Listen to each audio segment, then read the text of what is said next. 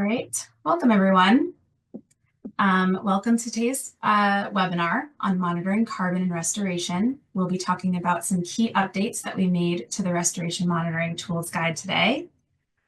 Before we begin, just a few housekeeping rules.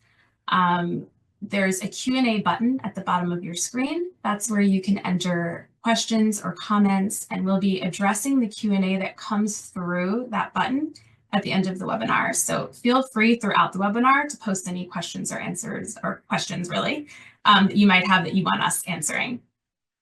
The webinar will be recorded, and we will be distributing the recording to everyone who registered. So you'll receive a copy at the end of this. Today we'll be hearing from a great range of speakers. We have Katie Raytar, Senior Research Associate for Land and Carbon Lab at the World Resources Institute, Milena Dix, Senior Consultant for Carbon Markets and Land Use at Climate Focus, Benktesh Sharma, Senior Director of Technology Solutions at Verra, Mikaela Weisse, Senior Manager of Stakeholder Engagement at Architecture for REDD+ Transactions, and also David Skoll, who's Professor of Global Ecology, Climate Change, Earth Observations at Michigan State University. Our agenda today, we'll start with an overview of the Restoration Monitoring Tools Guide, who it's for, why it exists, how you can use it. And next we'll talk about the updates that we've made to include carbon methodologies and how to access these updates. These updates were made possible by the Climate Solutions Partnership, which is a 5-year philanthropic collaboration to scale climate solutions by combining HSBC's financial expertise with the knowledge and experience of WRI, WWF, and also a network of local partners. After that, we'll be hearing about how to apply some of these carbon methodologies in the context of restoration monitoring. And then finally, we will get to questions and answers. All right, and so with that, I will pass it over to Katie to talk more about the guide. Great. Well, thanks very much, Gabby. And I will be providing some background on the Restoration Monitoring Tools Guide, highlighting its history and some of the key features that provide guidance on how to conduct effective monitoring and identify the right monitoring tools for your objectives, including a very short overview of what is new in this version of the guide. If you go to the next slide, please. To provide a little bit of background on its history, we first launched the guide in February of 2023 in collaboration with the Monitoring Task Force of the UN Decade on Ecosystem Restoration, which is led by FAO. And the reason for developing this guide was that we found that there has been a significant amount of interest in monitoring restoration activities, but as of that date, there had been little guidance on how to conduct monitoring and what tools are available to support monitoring objectives. And so the overarching goals of the guide are twofold: to support users who seek to monitor restoration and need help in knowing where to start developing a monitoring system, and to provide streamlined access to monitoring tools and support users in identifying which one is best suited to fit their needs. Next slide, please. So with those overarching goals in mind, the guide is framed around 3 main parts. One is to introduce the essential steps for effective restoration monitoring, which I will cover next. And the second is to provide information on available restoration monitoring tools and show how those tools can be used to accomplish specific objectives in restoration monitoring.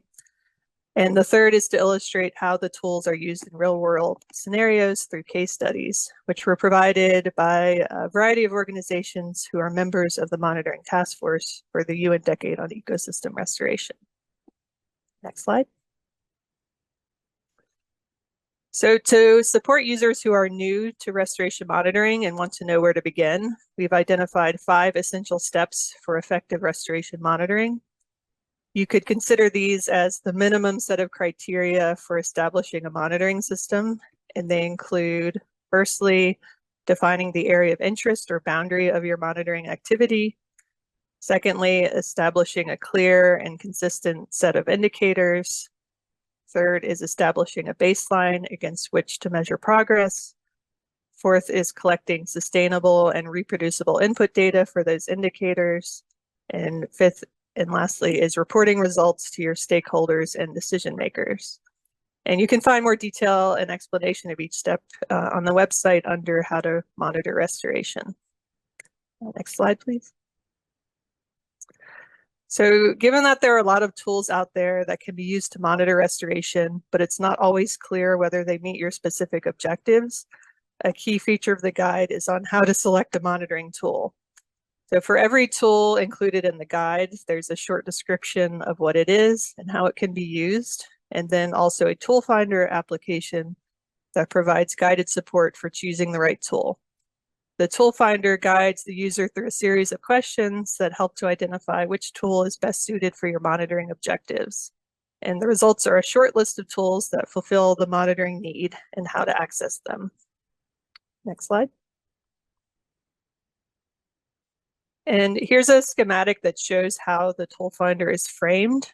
This version here on the slide is an abbreviated version that doesn't show the entire decision tree, but you can see how the flow is oriented. The entry point is whether carbon monitoring is your core objective or whether your objective is broader than just carbon. And so the carbon related indicators are the new section of the new section of the tool finder. And it's oriented around whether you are interested in monitoring for carbon credits within voluntary carbon markets, or whether your goal is to monitor carbon for other purposes outside of the markets. So if you're interested in monitoring for carbon credits, you then have a series of options that relate to the restoration project type that you're monitoring. And from there, there's an output list of tools based on those user entries. If your monitoring objectives are not focused just on carbon, then you're guided through a series of questions that will help narrow down other monitoring tools, such as those related to drawing your project boundary, selecting which indicators to monitor, or on data collection or reporting. And one thing to note is that you may need to step through the tool finder a few times to access all of the tools that will make up your monitoring system. Next slide. Finally, the guide includes case studies, which are 10 examples from around the world, providing details on how several of the monitoring tools were applied. These case studies were contributed by users or developers of the tool and provide context on how you can create a monitoring system out of the tools profiled in the guide. Next slide. And lastly, I want to give recognition to all the contributing organizations who made the guide possible. And now I will pass it over to Milena Dick, who is a senior consultant for carbon markets and land use at Climate Focus, and she will provide a live demo of the Restoration Monitoring Tools Guide. Thanks.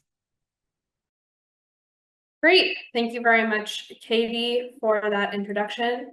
And I will share a bit more about the Restoration Monitoring Tools Guide and the carbon updates. So as Katie mentioned, in 2024, we added updates to the guide to include methodologies for monitoring carbon removals in forest restoration projects. We decided to do this because many of the developers of forest restoration projects are interested in assessing carbon removals achieved by restoration projects, and in some cases, project developers are interested in accessing or participating in carbon markets, which can help them to finance restoration activities. Methodologies from carbon market standards, as well as methodologies from other organizations, provide useful procedures for measuring and monitoring and verifying the carbon removals that can be associated with forest restoration, as well as in some cases for monitoring other environmental and social outcomes associated with restoration projects. So we decided to expand the tool guide to include these carbon monitoring methodologies. The methodologies that we decided to include were subject to specific criteria. For the methodologies that we selected from carbon market standards, we considered whether the methodology was specifically applicable to forests or trees. We included mangroves. If the methodology is specifically relevant to restoration or to improved forest management activities, as sometimes improved forest management methodologies can include restoration components. And we also considered whether the methodology was designed or is managed by a carbon standard that is endorsed by ICROA. ICROA being an organization that accredits carbon standards and carbon methodologies. For the methodologies or frameworks that came from entities outside of carbon markets, we considered whether the methodology is specifically applicable to forests or trees, again, whether it's relevant to restoration or improved forest management, and the scale at which it's applicable, if it's applicable to project scale or at a larger scale. So now I'll show you how to use the tool finder to find the carbon methodologies that could be relevant to your project. So when you're on the Restoration Monitoring Tools Guide, restorationmonitoringtools.org, you can click on this Find a Tool button, and it will take you to this interactive quiz that Katie described that can help you identify tools that are useful for your project. Let's assume in this case that we're particularly interested in monitoring for carbon. So we're going to select the Monitor Carbon-Related Indicators of Restoration and hit Continue. And then we consider what our goal is for monitoring for carbon. Let's assume that in this case, we are interested in generating carbon credits for participation in carbon markets. We'll select that choice and hit Continue. Then we can choose what type of project we have.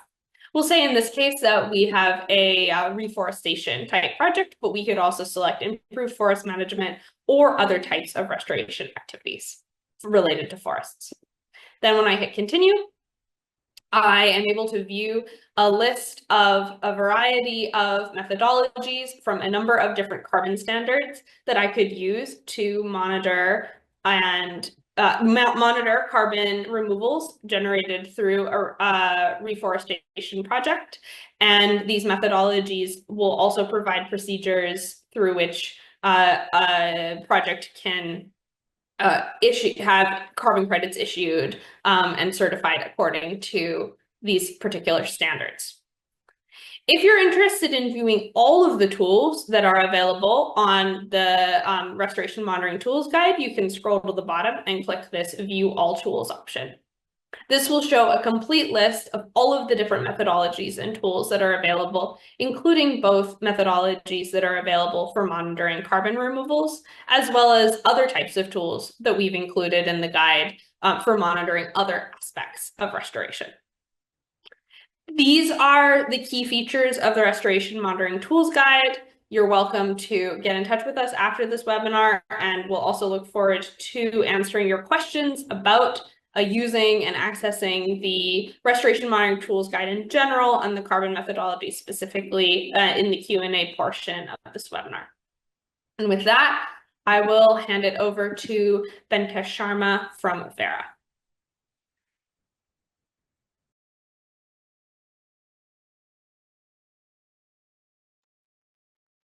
Thank you.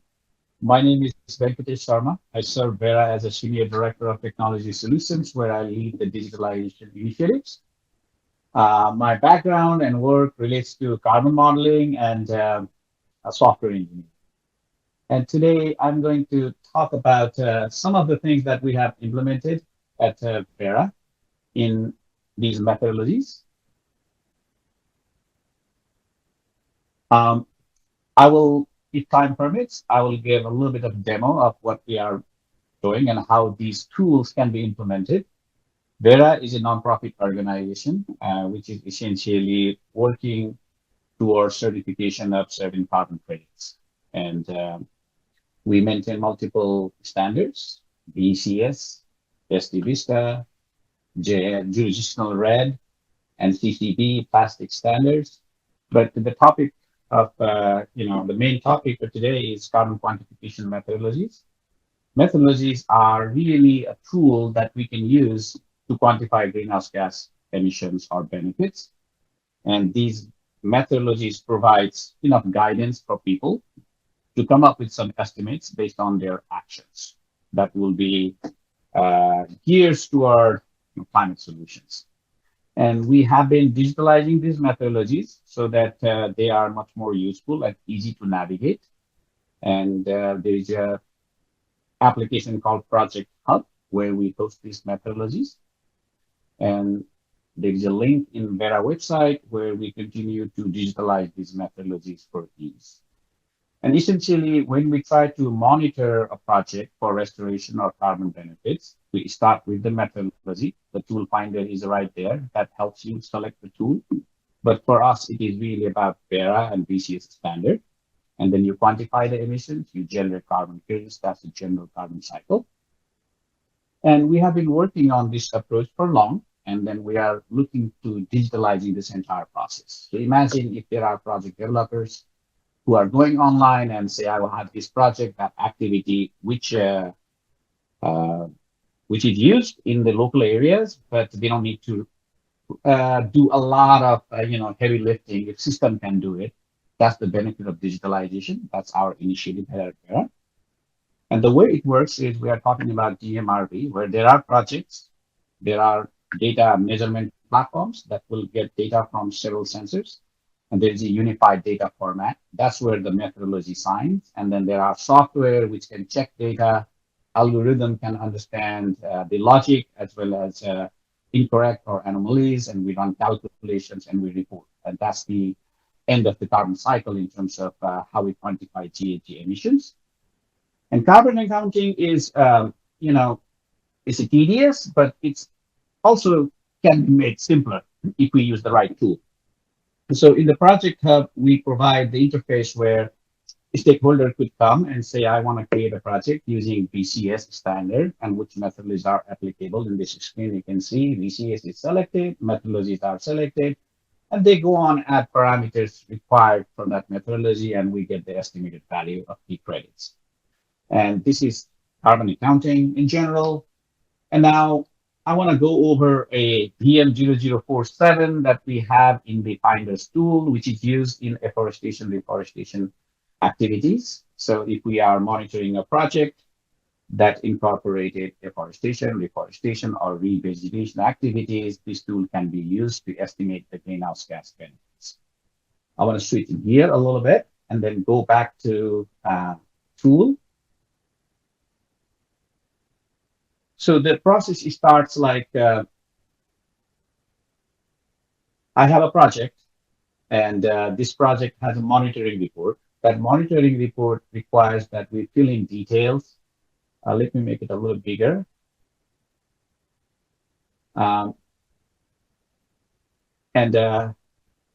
Projects, I go to project description, and I can go and say, I want to create a project description that is part of the carbon development process. And I say, I understand this is a test environment, I submit it. Then I don't know what to do, but I will see all these 13 methodologies listed here. But if I know I am working against the BCS standard, then I can select, okay, I want to do agriculture, forestry, and land use. Then we see all these methodologies. And if you want to select a methodology, we can say this methodology is applicable under certain conditions. So people can select the methodologies for their projects. And after that, we create a project description document, which essentially allows user to enter data and parameters. And if I scroll down, I can select the project location. I can upload a KML file in here. See. And so once we have this KML file uploaded, we can get data behind the scene if they exist. And so we can pre-populate those as a part of digital process. And there are things like stakeholder engagement, and these are defined in the standard specific documents. So if these projects are doing any sustainable development contribution, we can add those logic. And ultimately, we have a lot of things, but there are data and parameters which are used in estimating the quantification. And this particular methodology requires we enter these data and parameters which are there so that user can fill in and ultimately to come up with estimate of these carbon benefits. And this is for registering a project where we want to estimate the net potential benefit, but after we start working on it, we have to monitor the project that is exposed.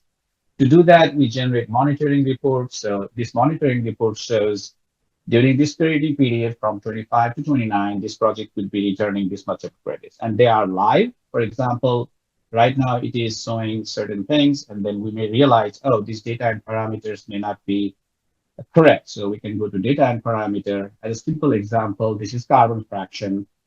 I am using 0.90 just for the testing, but essentially it would be 0.50.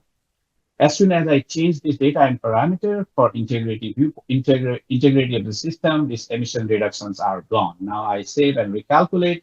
It will recalculate the entire GHG benefits on the fly. So see, there is a different value here. So with this approach, if there are sensors and satellite images feeding data to this system via API, then a lot of manual error of emissions or error of omissions are gone. And this system is available via API as well as for users to come in and estimate these benefits on our projects. And we are also behind the scene working on a system by which we can evaluate the projects. For example, this is that we call it long-term monitoring system. We are tracking fire, deforestation, burned areas, and so on. And only for Verra projects. If I click here, the system will go and say, oh, your project is like this. And this is live environment, and we can see what is the deforestation rate, what are the biomass and plant cover, and so on.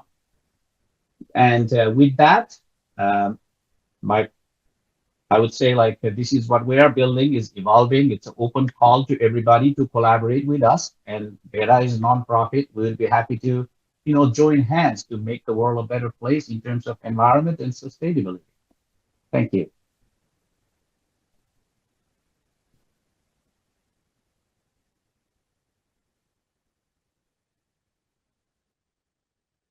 Next is Mikaela. Great. Thank you so much. So hi, everyone. My name is Mikaela Weisse. I'm a senior manager for stakeholder engagement with the Architecture for REDD+ Transactions, or ART. Hopefully you can all see my screen now. But today I'm going to be presenting about how to generate removals credits from restoration under ART standard, the REDD+ Environmental Excellence Standard, or TREES. So for those of you who may be less familiar with ART, we are a carbon credit standard. We issue credits only for jurisdictional REDD+. So jurisdictional meaning that we work at a national or large subnational context, and our project developers are governments, and REDD+ being reducing emissions from deforestation and degradation, and the plus also includes enhancing forest stocks and conserving forest stocks where restoration fits in. So really the concept behind jurisdictional REDD+ is that we're moving from local individual projects in a landscape into looking at things more holistically over an entire country or subnational area. So ART currently has 25 participants all over the tropics that are part of our program. Guyana has issued credits now, and we have a few others that are under validation and verification, and others at various steps of the process. And all of the requirements and rules about how you actually go about generating those carbon credits can be found in our standard.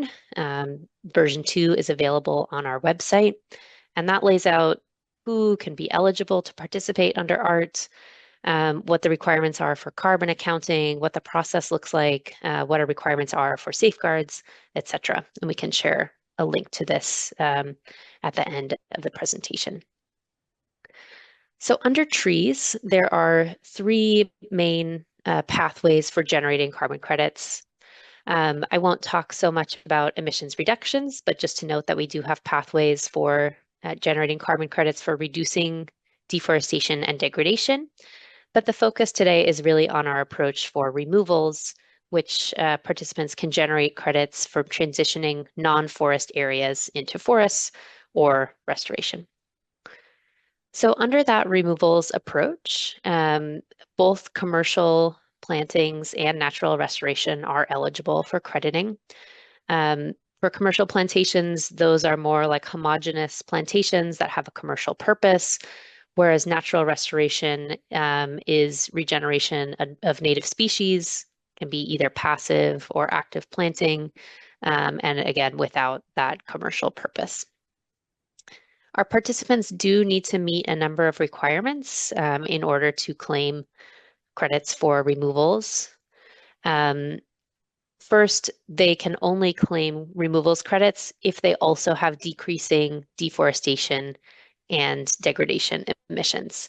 And that's really because we're looking holistically at a jurisdictional level, and we want to make sure that jurisdictions are not cutting down trees just to plant them back, but really that we're seeing an increase in the overall area of forest and the carbon that's stored within it. We also require that the areas of restoration that are credited under ART need to be on areas that have been non-forest for at least 5 years, and they have to meet our safeguard 5.1 that they don't result in the conversion of natural ecosystems. So for example, you can't convert a natural savanna into a plantation and have that credited under our approach. Finally, all of the areas of restoration that you are claiming removals credits for have to be somehow tied to the REDD+ activities of the jurisdiction. So that can be a very wide range of things. That could be, you know, a government subsidy to encourage planting. It could be directly the government involved in planting trees. It could also be something a bit more passive where an area is set aside to be protected and is allowed to regrow. But the point is that the jurisdiction can't just, you know, map the forest cover in their area and pick some areas that are coming back without any real attribution to their actions. So in terms of how you actually go about generating the credits or quantifying the number of credits, I would say in general, trees is very hands-off about the exact methodologies that are used. So it's great that this guide exists, and the presentation after me will go a little bit more into how you might be able to quantify the carbon. In general, though, under trees, we are quite open to many different methodologies, and we just have some guardrails around that are laid out within the standard itself. In general, we take an area-based approach for removals. The exact polygon where the restoration is taking place, which is the basis for the crediting. And we do things a little bit differently for commercial plantations versus natural restoration areas. For commercial areas, we set the baseline or the crediting level based on the area of new planting over the past 5 years of your reference period, and look at the annual average of new planted areas per year. Then you compare the amount of new plantings within your crediting period to that, and you can only claim removals for the areas beyond that initial baseline or crediting level. For natural restoration, any new areas of natural restoration that are taking place are eligible to be credited under our approach. So that's essentially using a zero baseline for that approach. Again, it's area based. And so to look at the number of credits that you would actually get as a result, you have your new areas above the crediting level. Again, different for commercial versus natural restoration. You multiply that by a removal factor or several removal factors. That is the tons of carbon dioxide per hectare per year. And again, that could be from a wide variety of data sources, which we can talk about if there are questions. Once you have those tons of carbon dioxide that have been sequestered in the restoration areas that are eligible for crediting, then we do also require you to take a number of deductions to account for uncertainty, leakage, risks to non-permanence, and also any credits that have been generated in other programs within the same area. And then once you have included some areas of restoration as part of your crediting approach, then you can continue to monitor the sequestration that's happening within those restoration areas on an ongoing basis. So these things can accumulate over time and generate more credits. I just want to end with a brief note about nesting, because I'm assuming many of the attendees here are working on smaller projects than an entire country or subnational area. And through ART, even though we are crediting at that larger jurisdictional scale, we recognize that local activities are a critical part of restoration and reducing emissions as well. So under trees, we are really not very prescriptive about how nesting could work or how those smaller projects can fit into the jurisdictional approach. We really leave it open for governments and different stakeholders to work through what is the best approach for them. And as long as that is meeting our safeguards requirements around consultation and participation, that is acceptable to us. Just in general, there are several different ways that projects and governments could come to agreements about nesting. In some cases, you could have what we call fully nested projects, where actually the government and the project come to an agreement that the government will, do all of the process to go through and meet the requirements of trees. And as a result, the project will actually get trees credits for the areas that they have been restoring. And so they don't participate in any other program, but instead they are collaborating directly with the government to make that work and to receive the credits. You could also have a partially nested project where the project gets credits, for example, under Verra or some other methodology, but there's still some kind of an agreement in place to align with the jurisdiction. Or, of course, you can also have projects that are not nested at all, where the project is generating its own credits and the government would just have to account for that essentially in the way that they're generating trees credits. So I know that was really brief and happy to get more into that if there are questions. But I'll just leave you. I think we'll share some resources in the chat shortly if you want to follow up. And I also have our email address here if you have further questions. So thank you, and I will pass it now to David Skoll.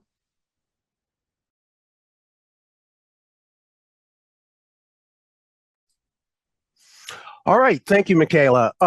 Now I want to spend a little bit of time briefly going over how we're using a combination of advanced remote sensing, satellite remote sensing, along with traditional and standard practices for forest carbon and biomass estimates in projects, carbon projects, and in landscapes. Next slide, please.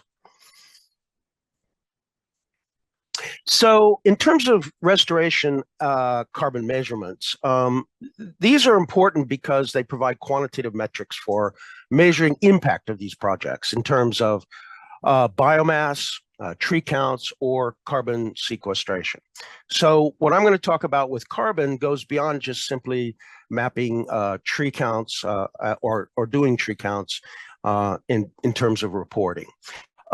Regular measurements of this kind or monitoring allows for the assessment over entire landscapes in which the project is being developed of gains and losses of tree cover, for instance. And this is important because even though you're planting trees, invariably there may be losses that need to be accounted for as well. Measurement requirements using what I might call traditional forest inventory, though, are rather limited for these kinds of landscapes and these kinds of applications. They all have the problem of how do you develop sample frames for these kinds of restoration projects. It's very different. The small area estimation problem is very much present here. The use of allometry to scale up from the parameters measured in the field to carbon for the project is also very different. And overall scaling is different, and the monitoring of the intervention itself is very different. Whereas you would sample a forest in a forest inventory, you really need to account for tree by tree estimates of carbon because these are the interventions you're making. Remote sensing obviously can help, but most remote sensing at the coarse level grossly underestimates biomass, and carbon estimation can't really be done in these kinds of projects using averages without very explicit measurements from allometric equations and allometric scaling directly applied on a tree-by-tree basis, as opposed to a kind of area average basis, which most remote sensing does. So I want to talk about how we're kind of approaching that and why this might be interesting for FLR. Next slide, please. So we start with a demonstration, some work where we looked at across 3 large states in India where the national reporting shows increases in tree cover over the last several years. So interesting phenomenon. And what you see is in the upper right corner is the use of very high resolution satellite remote sensing using data that with resolution of 0.5 meter centimeter or finer, and that then is used to produce what you see on the bottom of carbon estimates for individual tree canopies, individual tree counts right there. So you see the carbon map in shades of blue from low to high carbon. Interestingly enough, you see in this case, 34% of the landscape is in trees outside of forest generally, and 18% in forest. So this is an important phenomenon. In terms of carbon, 58% of the carbon in the landscapes was in trees outside of forest, and less, 42% in forest. And in fact, most of the trees in TOF are bigger than the trees, individual trees in forest. So this is an interesting kind of phenomenon that's kind of been missed or not measured in the past. But how do we apply it to projects? Let's go to that. Next slide, please.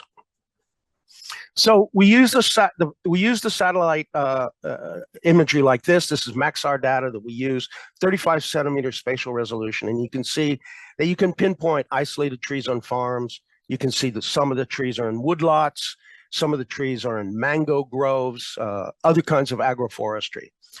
But the problem here, of course, obviously, is that satellites see crowns, not the stems, and the broad tradition of carbon estimation in trees and forests has been to use allometric equations, measurement equations based on stem diameters and sometimes also height, neither one of which are readily available from satellites.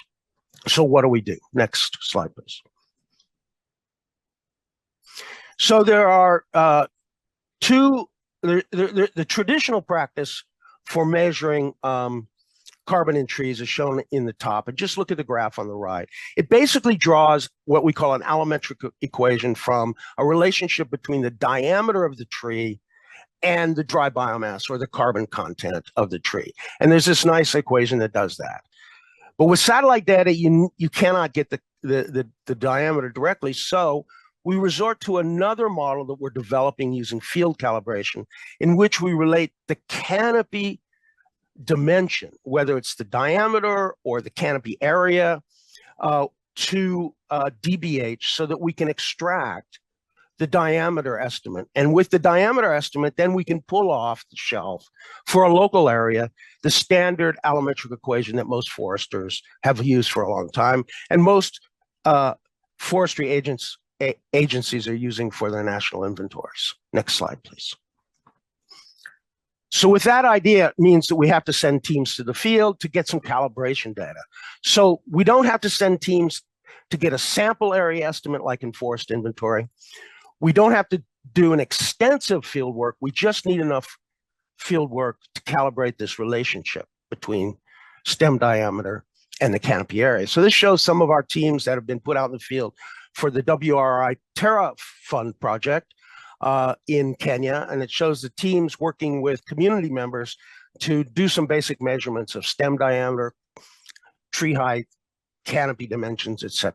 So we use the field data to calibrate the model. In the next slide, please. And so let me walk you through that very quickly, starting from the upper left-hand corner and moving down that progression.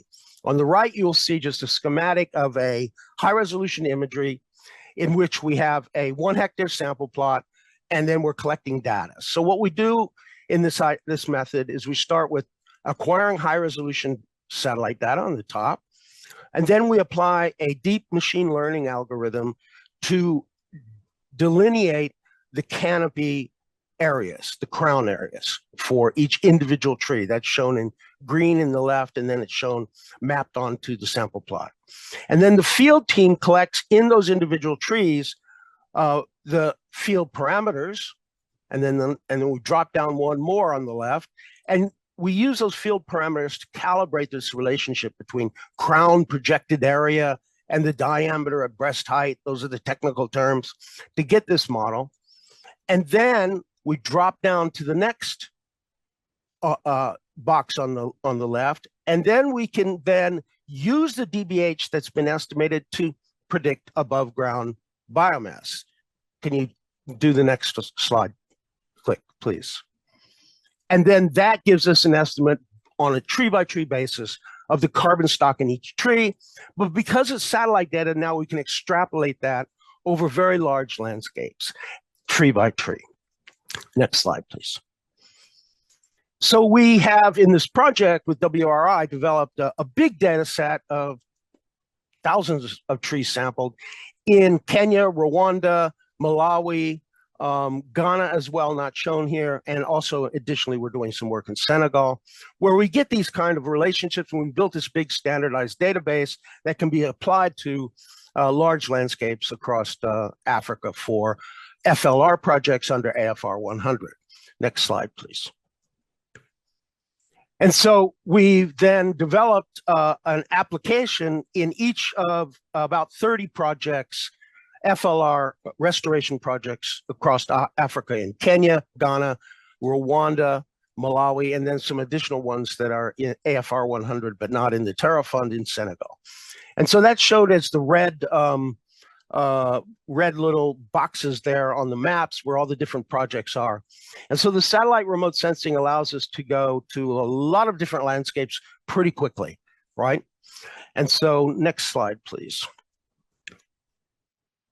And so what we get with this is that we apply across these landscapes where projects are occurring. We apply the machine learning models that are based on computer vision, AI kind of tools, using very high resolution satellite data. And they do the algorithm's first pass goes through the big data set and maps out individual tree crowns. This then produces, as you can see, estimates on a tree by tree basis of the crown area. And then that crown area through our model is used to estimate the diameter, the stem diameter, upon which we use a traditional kind of off-the-shelf allometric equation to get the biomass. Next slide, please. And that's shown here across this landscape, where the carbon estimates for individual trees are shown in shades of green, from very light to very dark, from low to high biomass. Okay, next slide, please. That's just a zoom in to show that the level of detail is there. So this is nice because we can really, truly, finally apply allometric scaling models as they're intended to be applied to individual trees, not like average clusters of trees that you have to use in coarse resolution satellite remote sensing. Okay, next slide, please. So just to show how this works for two projects in the Terra Fund under in the Samburu region in Kenya. You see those shown on the map on the left, and then on the right you see the two landscapes, the larger landscapes in which the projects are nested, and then the triangles represent specific intervention areas. So we can map the landscape, and then we can also cookie cut out the intervention areas to get estimates for those places themselves. Next slide, please. And so this is a result. The trees are mapped in blue, light to dark blue. There are polygons shown on the map.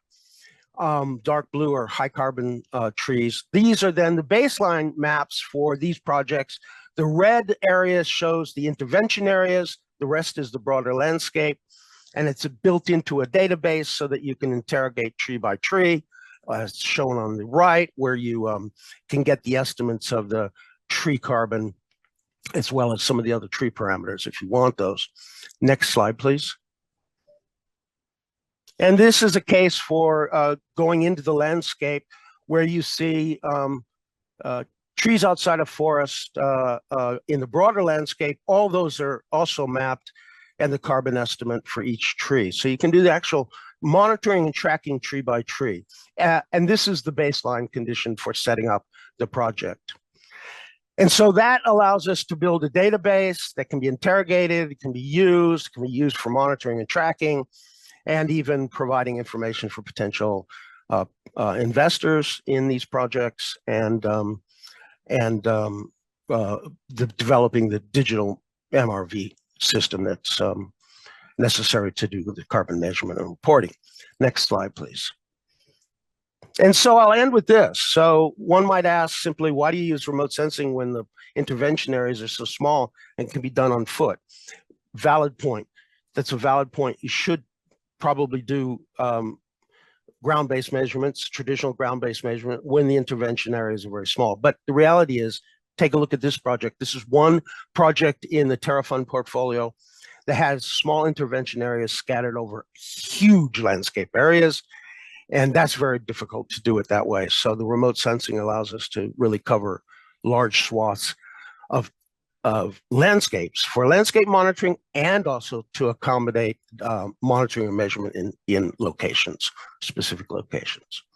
So thank you for that. And now I guess I turn it over to Katie, who will lead a session on answering some of your questions. Great. Yeah, thanks so much, David. And thanks to all of our presenters.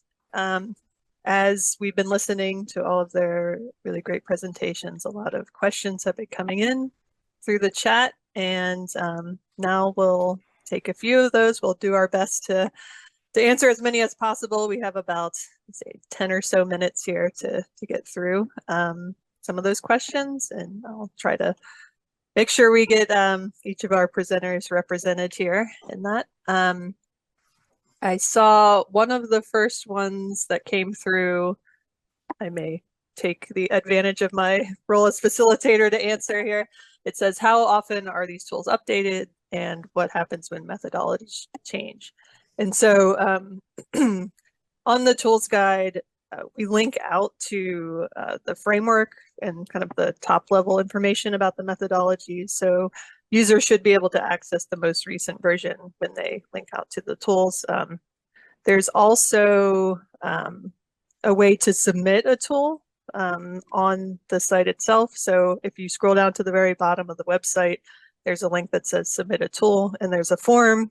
So if we are missing a tool that you think is important for restoration monitoring, we'd love to hear about it. And we do go through those submissions periodically to see how they relate back to our overall framing of providing access to and information on those tools. And yeah, so with that, I'll move on to a couple other questions. I'll tag Mikaela for this one.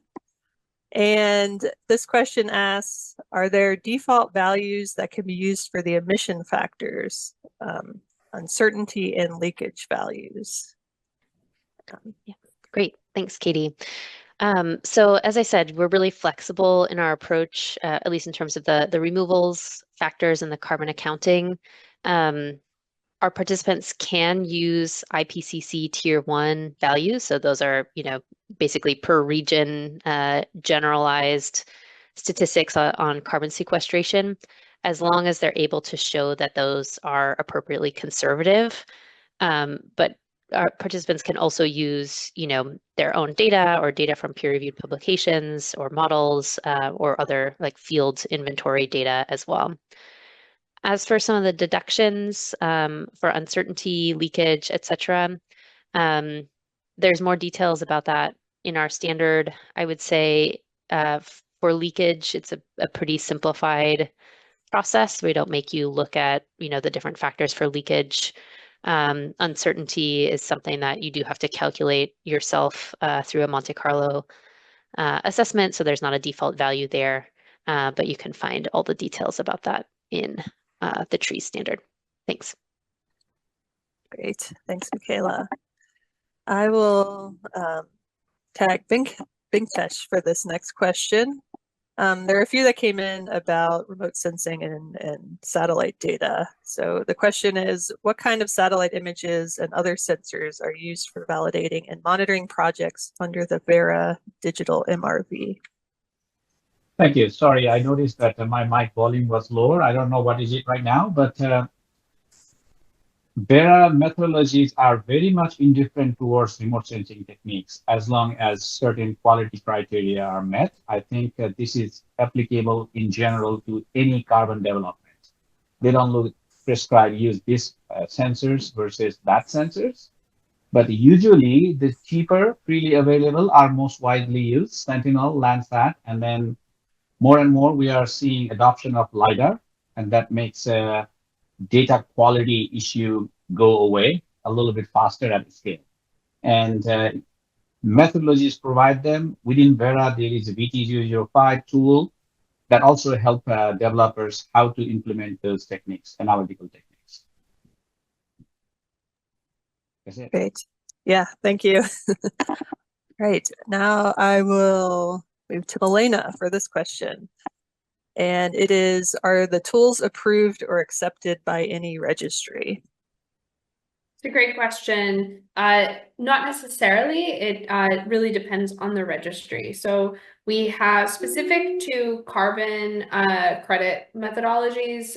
We have a variety of methodologies from a number of different standards, and different standards work with different registries. Some standards like Verra have their own registry that they manage. Other carbon standards participate in or issue credits into various registries. And so a restoration project that's seeking to generate carbon credits will need to follow the rules for the particular standard and registry that they choose to work with. A project could take the approach of identifying a methodology that's applicable to them, generating credits using that methodology and follow that standard and those registries rules. Or there may be a scenario in which a project wants credits issued in a particular registry and then needs to look for a methodology that's applicable to them. But in terms of using the tool finder, we have a whole range of methodologies that can be applicable to different registries. Also, some of the other tools that are on the tool finder might be useful for monitoring aspects of a restoration project that helps to feed into completing all the requirements for a methodology under a particular standard. Great, thanks, Milena. And this next question is for David. Does the approach include tree classification in addition to segmentation and delineation, or is a single wood density value used for all species? Your work, thanks. Oh, you're on. Got it. Yeah, thank you.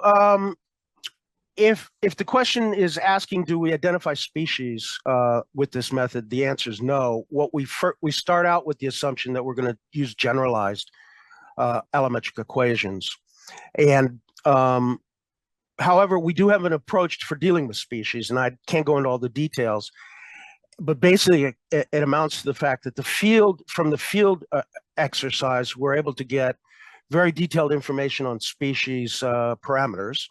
We're also able to understand the relative distribution of different types of species. So we can create an allometric equation that covers a landscape that would be representative of all the different species in proportion. And the allometric equation from different species-specific allometries could be blended into a generalized allometric equation that represents that landscape in terms of the distribution of species. So we can accommodate the species problem.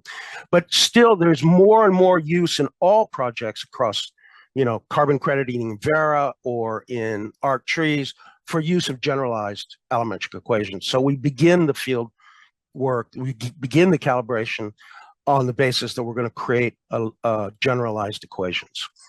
And I think that's all those numbers that I showed you before are very generalized. They represent a collection of different kinds of trees. And I think that's going to be the trend, because ultimately doing destructive sampling on a species by species basis is just not going to be possible in the near term for all the species that exist. Great, thank you. Yeah, I think we have time for a couple more questions. And so I'll pass this one over to Mikaela again.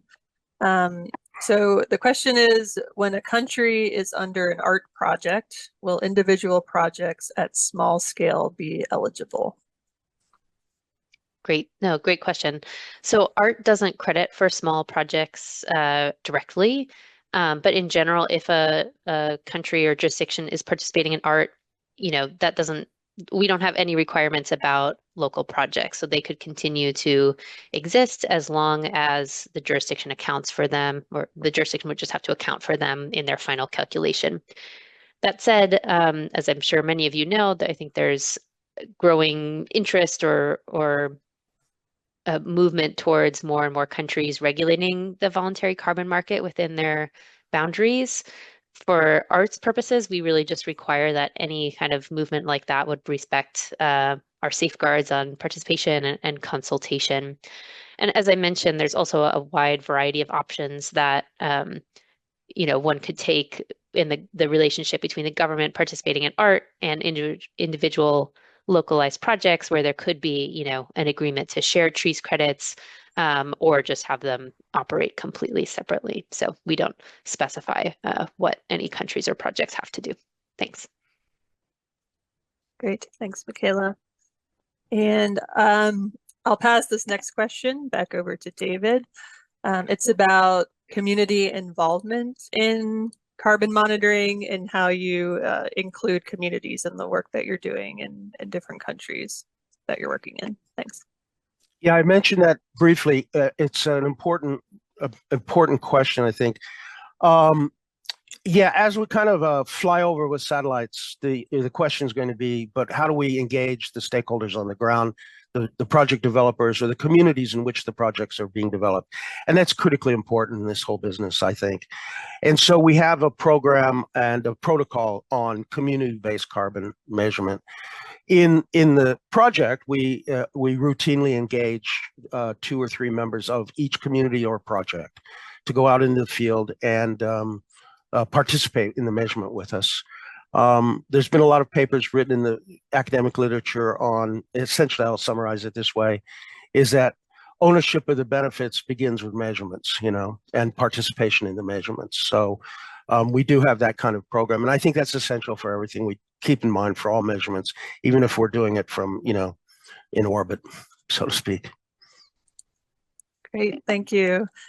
And so we're about out of time for the Q&A portion, but thanks so much to all the panelists for answering these questions.